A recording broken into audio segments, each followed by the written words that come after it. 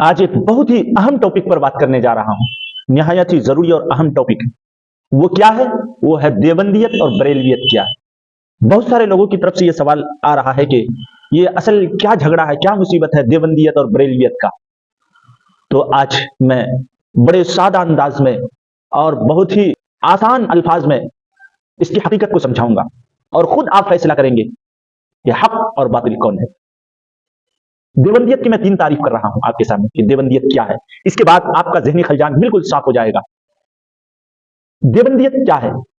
हुब्बे रसूल और हुब्बे औलिया में इअ्तिदाल देवबंदियत, यानी रसूलुल्लाह की मोहब्बत और औलिया की मोहब्बत में इअ्तिदाल, उनको उनके मकाम पर रखना, न कम हो न ज्यादा हो, इसको इअ्तिदाल बोलते हैं।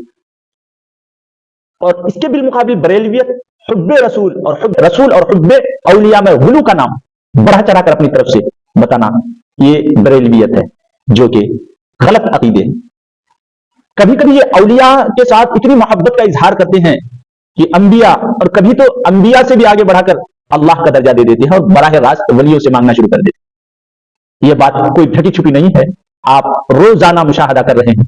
यहाँ बड़े बड़े अल्लाह के औलिया, अल्लाह के मज़ारात हैं जिन पर उनका कब्जा है। आप देख रहे हैं कि वहां फर्जी बाबा बने हुए बैठे हैं, वहां जाकर उनको सजदा कर रहे हैं, उनसे बराह रास्त मांग रहे हैं। मैं खुद कलियर शरीफ गया, हजरत साबिर कलियरी रहमतुल्लाह अलैह जो इतने बड़े अल्लाह के वली हैं, उनके मजार पर कितनी बेहयाई हो रही है वहां। आप अगर जाएंगे तो आप रोते हुए वहां से आएंगे। वहां न जाने कितने फर्जी और बुजुर्ग बने हुए बैठे हैं और वहां जाकर उनके पैर चूम रहा है, उनको सजदा कर रहा है और तरह तरह की बुराइयां वहां जन्म ले रही है। तो हुब्बे रसूल और हुब्बे औलिया में इअ्तिदाल, हम रसूलुल्लाह को मानते हैं, मगर रसूलुल्लाह को दुनिया की तमाम मखलूकात में अफजलुल बशर मानते हैं। मगर ऐसा नहीं है कि अंबिया अलैहिस्सलाम को अल्लाह का दर्जा दें, जैसा कि इनके गलत अकीदे। अल्लाह के रसूल सल्लल्लाहु अलैहि वसल्लम को मुख्तार कुल समझते हैं, हर चीज का इख्तियार अल्लाह के नबी को।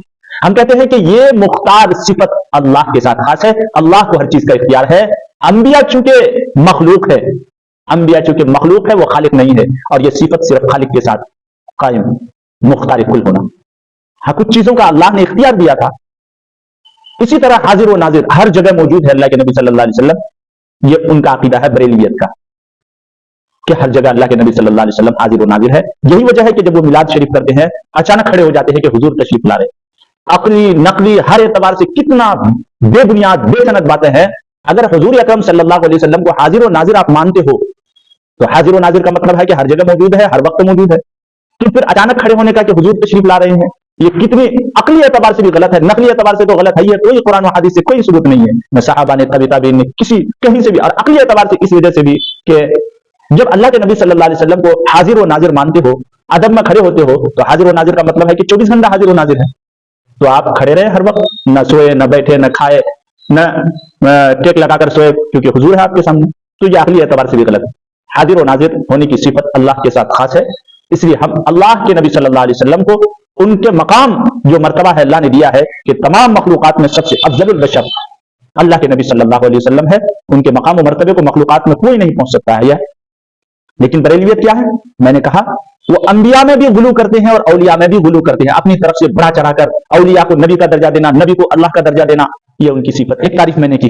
दूसरी तारीफ देवबंदियत की। देवबंदियत नाम है अमली, फिक्री, इअ्तिदाल और कुरान और हदीस की सही फहम का नाम देवबंदियत। अमल में भी इअ्तिदाल, फिक्र में भी इअ्तिदाल, कुरान और हदीस के सही फहम, सही समझना। अमली, फिक्री, इअ्तिदाल, कुरान और हदीस की सही फहम का नाम देवबंदियत है। तीसरी तारीफ देवबंदियत की, इहयाए सुन्नत व इमहाए बिदअत, सुन्नत को जिंदा करने और बिदअत को मिटाने का नाम देवबंदियत है। बरेलवी हजरात, उलमाए हक, उलमाए तर्जमाने अहले सुन्नत वल जमात, अगर इस दौर में अहले सुन्नत वल जमात की सही तर्जमानी अगर कोई कर रहा है, सही आईना दिखा रहा है, तो मैं डंके की चोट में कह सकता हूं वो जमात उलमाए हक, उलमाए देवबंद है, जो 100% जिस तरीके से दीन अल्लाह के नबी सल्लल्लाहु अलैहि वसल्लम से मुंतकिल होकर सहाबा में आया, वही दीन खालिस और वही आईना सिर्फ दिखा रहे हैं उलमाए देवबंद, उलमाए हक, उलमाए देवबंद, जर्रा बराबर भी ऊंच नीच नहीं। इहयाए सुन्नत व इमहाए बिदअत, सुन्नत को जिंदा करने और बिदअत को मिटाने का नाम देवबंदियत है। अब बरेलवी हजरात की तरफ से तोहमत आमेज अल्फाज ये निकालते हैं लोग के वहाबी करके उलमाए हक को पुकारते हैं। इसकी वजह क्या है, हमें वहाबी क्यों कहा जाता है? तो देखिए, मक्का में एक अल्लामा गुजरे हैं, मौलाना गुजरे हैं अब्दुल वहाब। अगरचे कुछ अकायद उनके गलत हैं, उन पर हमें बहस नहीं है, चाहे कैसे भी उनके अकायद हो, वो किस मसलक के हो ना हो, उससे हमें कोई बहस नहीं। वो बिदअत के बहुत मुखालिफ थे। उन्होंने एक आवाज उठाई मक्के में, अरब में, कि बिदअत को खत्म करो, बिदअत को मिटाओ। तो उलमाए हक, उलमाए देवबंद उनकी इस आवाज पर लब्बैक कहा कि हम भी इसके मुखालिफ है कि बिदअत को मिटाया जाए। जब बिदअत मुआशरे में जन्म लेती है तो सुन्नत खत्म हो जाती है, और जब सुन्नत जिंदा होती है तो बिदअत खुद बहुत मिटते चले जाते। तो उनकी इस आवाज पर हमने लब्बैक कहा कि यकीनन बिदअत मिटनी चाहिए। मगर कुछ जमातों के पेट में दर्द होना शुरू हुआ। एक जमात जिसका नाम बिदअती बरेलवी कहा जाता है, उनके पेट में यूं दर्द होना शुरू हुआ, अगर बिदअत मिट जाएगी तो हमारे हलवा पराठे का क्या होगा?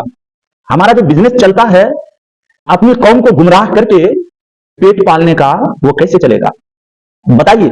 चाहिए था उनको भी कि उनकी आवाज पर लब्बैक करें, अगरचे दूसरे अमाल में, अकायद में वो कैसे भी हों, मगर इस चीज में हमें मुत्तफिक होना चाहिए जब उनकी तरफ से आवाज उठ रही है बिदअत को मिटाया जाए और बिदअत का खात्मा किया जाए, तो सबको लब्बैक कहना चाहिए। उलमाए देवबंद ने लब्बैक कहा तो हमारा नाम उनके साथ, मौलाना अब्दुल वहाब के साथ मुंसलिक करके अब हमारा मजाक उड़ा रहे हैं कि ये वहाबी है। हम वहाबी नहीं है, बल्कि उनके इस बात पर जो उन्होंने आवाज उठाई, उस आवाज पर हम लब्बैक कहते हैं कि हम भी बिदअत मिटाने वाले। तो यूं हमारा नाम वहाबी रखा गया है बरेलवियत की तरफ से। अगर बिदअत को मिटाने की वजह से वहाबी कहा जाता है तो मुबारकबाद है, हम 10 मरतबा वहाबी बनने के लिए तैयार। तो बहरहाल ये 3 तारीफें हैं देवबंदियत की। आप इसको अच्छी तरह याद कर लीजिए, नोट कर लीजिए, लिख कर रख लीजिए, बहुत कीमती बात है। नंबर 1, हुब्बे रसूल और हुब्बे औलिया में इत्तिदाल देवबंदियत। हुब्बे रसूल और हुब्बे औलिया में गुलू बरेलवियत है। नंबर 2, अमली फिक्री इत्तिदाल कुरान और अहादीस की सही फहम का नाम देवबंदियत है। नंबर 3, इहयाए सुन्नत व इमहाए बिदअत, सुन्नत को जिंदा करने और बिदअत को मिटाने का नाम देवबंदियत है। फिर आइंदा इंशाअल्लाह मैं इसी बरेलवियत और देवबंदियत पर बयान करूंगा। आप अगर नए हैं मेरे चैनल में तो जुड़े रहें, इंशाअल्लाह बहुत कीमती बात आपके उम्दा समातों के हवाले किया जाता रहेगा। सलाम। खबरों को पुख्ता करना और उन पर नाम लिखना कैसा है? तो देखिए, जनाब नबी करीम सल्लल्लाहु अलैहि वसल्लम ने हमको कब्र और उससे मुताल्लिक हर चीज खोल खोल कर बयान फरमाया, हर चीज की वजाहत फरमाई है, और कब्र से मुताल्लिक बाद चीजों से हमें मना भी फरमाया है कि इन चीजों को मत करना। जिन चीजों से मना फरमाया है उनमें से एक कब्र को पुख्ता बनाने से मना फरमाया है, और उनमें से कि कब्र पर नाम लिखना, इससे भी मना फरमाया है। बाज लोग अपने आप को बड़ा सेठ समझते हैं, बड़ा आलीशान, उस पर घर बना देते हैं, उन पर तकबा लिखते हैं, नाम लिखते हैं। ये दोनों चीजों से अल्लाह के नबी सल्लल्लाहु अलैहि वसल्लम ने हमें मना फरमाया। अलबत्ता इम्तियाज के लिए सादा सा पत्थर लगाया जा सकता है ताकि दूसरे कब्र से मुमताज हो सके और पहचाना जा सके, सादा पत्थर लगा सकते हैं। अब जिन रिवायात से अल्लाह के नबी सल्लल्लाहु अलैहि वसल्लम ने कब्र को पुख्ता बनाने और उन पर नाम लिखने से मना फरमाया है, उनको जिक्र करता हूं, उन रिवायात को बयान करता हूं। कब्रों को पुख्ता करना और उन पर नाम लिखना नाजायज व मकरूह होगा। चुनांचे फुकाहे अहले सुन्नत वल जमात ने इसकी तशरीह की है। पहले अहादीस मुबारका पढ़िए। नहा रसूलुल्लाह सल्लल्लाहु अलैहि वसल्लम अन युजस्सल क़ब्र व अन यबना अलैहि व अन याक़िदा अलैहि। रसूलुल्लाह सल्लल्लाहु अलैहि वसल्लम ने कब्र को पुख्ता करने और उस पर तामीर करने और उस पर बैठने से मना फरमाया है। यानी कब्र को पुख्ता करना और उस पर तामीर करना, बाज लोग ऐसे तामीर करते हैं जैसे आलीशान महल बना देते हैं, और इसी तरह उस पर बैठने से भी मना फरमाया कि किसी कब्र पर बैठना नहीं चाहिए। इब्न माजा शरीफ में है, हजरत जाबिर रदियल्लाहु अन्हु फरमाते हैं कि नबी करीम सल्लल्लाहु अलैहि वसल्लम ने कब्रों पर लिखने से ममानियत फरमाई है।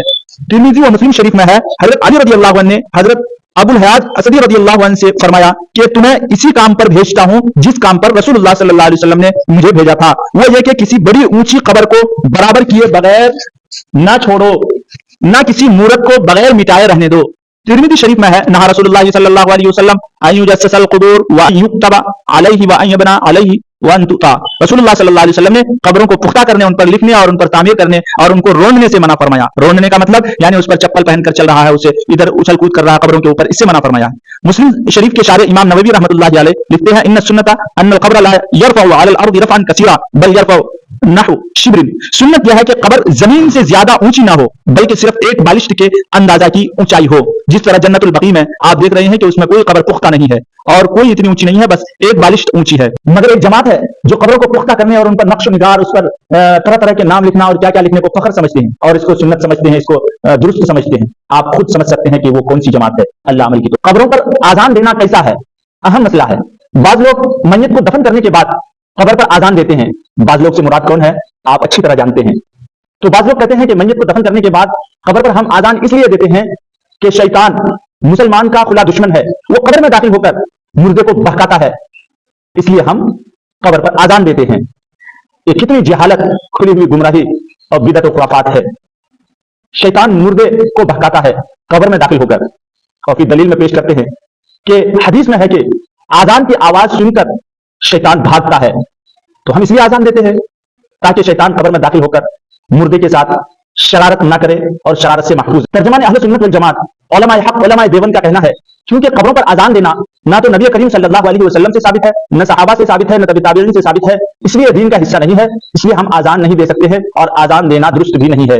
آزان دینا درست کیوں نہیں ہے اس پر میں دلیل پیش کر رہا ہوں, آپ بغور سماعت پر. جناب رسول صلی اللہ علیہ وسلم کو تمام مخلوقات میں سب سے زیادہ علم تھا, اور آپ صلی اللہ علیہ وسلم ہم سے زیادہ امت کے خیر خواہ تھے. آپ صلی اللہ علیہ وسلم نے دفن کے بعد میت کے لیے دعا کرنے کی تعلیم تو دی مگر آزان دینے کی نہیں. نیز آپ صلی اللہ علیہ وسلم صحابہ کرام تابعین نظام وغیرہ سے بھی قبر پر آزان دینا منقول نہیں ہے, اس لیے اپنی ذاتی سوچ کو دین میں داخل کر کے قبر پر آزان دینے کو جائز قرار دینا صحیح نہیں ہے. الغرض قبر پر آزان دینا دین میں نئی بات ایجاد کرنا ہے, اور دین میں ہر نئی بات بدعت ہے, اور بدعت گمراہی ہے. چنانچہ قبر پر آزان دینا بدعت ہوگا. رہا مسئلہ شیطان کے بھٹکانے کا, تو شیطان کے بھٹکانے کی طاقت صرف اور صرف انسان کے زندہ رہنے تک ہی ہے. انسان کے مر جانے کے بعد اس کو بھٹکانے کی طاقت نہیں ہے. یہ کہہ کر کہ چونکہ شیطان قبر میں داخل ہو کر مردے کو بھٹکاتا ہے بہکاتا ہے, اس لیے ہم آزان دیتے ہیں تاکہ ان کی شرارت سے میت محفوظ رہے. سراسر جہالت, بدبینی اور بیوقوفی, بدعقلی, دین میں نئی بات ایجاد کرنا ہے, یہ سراسر جہالت جہالت جہالت ہے. بدعت اسی قوم میں جنم لیتی ہے جہاں جہالت ہوتی ہے. اور حدیث میں یہ بات صراحتاً آئی ہے کہ بیت الخلاء میں, چونکہ بیت الخلاء ناپاک جگہ ہے تو وہ جنات کی جگہ ہے, شیطان کی جگہ ہے, تو کیا ہم میں سے کوئی انسان بیت الخلاء میں داخل ہو کر آزان دیتا ہے شیطان کو بھگانے کے لیے؟ کتنی جہالت اور بدبینی کی بات ہے. اللہ ایسی قوم سے ہماری حفاظت فرمائے اور ہمیں درست عقیدہ رکھ کر زندگی گزارنے کی توفیق نصیب فرمائے. علماء حق علماء اہل سنت والجماعت ترجمان اہل سنت والجماعت کے دامن کو مضبوطی سے پکڑے رکھنے کی توفیق عطا فرمائے. قبر پر دعا کے لیے ہاتھ اٹھانا کیسا ہے؟ اس سلسلے میں مسئلہ یہ ہے کہ قبرستان میں ہاتھ اٹھا کر دعا کرنا جائز ہے. اللہ کے نبی صلی اللہ علیہ وسلم جنت البقیع تشریف لے گئے اور ہاتھ اٹھا کر دعا فرمائی. حتی جاء البقیع فقام فاطال القیام ثم رفع یدیہ ثلاث مرات. اللہ کے نبی صلی اللہ علیہ وسلم جنت البقیع تشریف لے گئے اور کافی دیر تک کھڑے رہے. ثم رفع یدیہ, پھر اپنا دونوں ہاتھ اٹھائے اور ثلاث مرات 3 مرتبہ دعا فرمائے.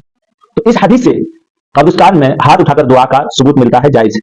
البتہ اس بات کا خیال رکھنا چاہیے کہ دعا ہم قبلہ رخ کھڑے ہو کر کریں, نہ کہ قبر کی طرف رخ کر کے. اگر ہم قبر کی طرف رخ کر کے کھڑے ہو کر دعا کرتے ہیں تو اس میں شبہ ہوتا ہے کہ مانگنے والا قبر سے مانگ رہا ہو. اس شبہ سے بچنے کے لیے ہمیں دعا قبلہ کی طرف کھڑے ہو کر کرنی چاہیے. اور یہی ثبوت اللہ کے نبی صلی اللہ علیہ وسلم سے ملتا ہے کہ اللہ کے نبی جنت البقیع میں جو دعا فرمائی ہے وہ قبر کی طرف رخ کر کے نہیں بلکہ قبلہ کی طرف رخ کر کے, اور اللہ کے نبی صلی اللہ علیہ وسلم کی پیروی میں ہی ہمارے لیے خیر ہے.